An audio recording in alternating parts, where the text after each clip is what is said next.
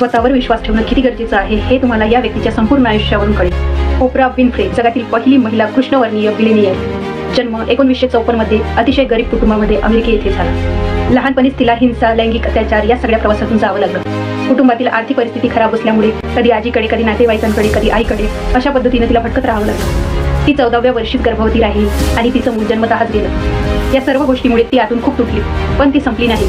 तिने शिक्षणाची साथ धरली आणि तिला एक उत्तम संधी मिळाली। तिला वाचनाची आवड असल्यामुळे तिने कित्येक स्पीच स्पर्धा जिंकल्या। यातूनच तिला रेडिओमध्ये एक छोटीशी संधी मिळाली। कॉलेजमध्ये असतानाच ती रेडिओ न्यूज वाचणारी पहिली कृष्णवर्णीय महिला ठरली। तिला टीव्हीवर देखील संधी मिळाली, पण तिला अचानक तिथून काढण्यात आलं, का तर ती स्क्रीनसाठी योग्य नाही आणि ती खूप अवनिक आहे म्हणून। पण तिने तिची हीच कमजोरी तिची ताकद बनवली। तिने एक टॉक शो सुरू केला। त्या शोवर लोकांच्या भावना ऐकून त्यावर मनापासून बोलणं आणि तो शो एक दिवस तिच्या नावाने ओळखू जाऊ लागला।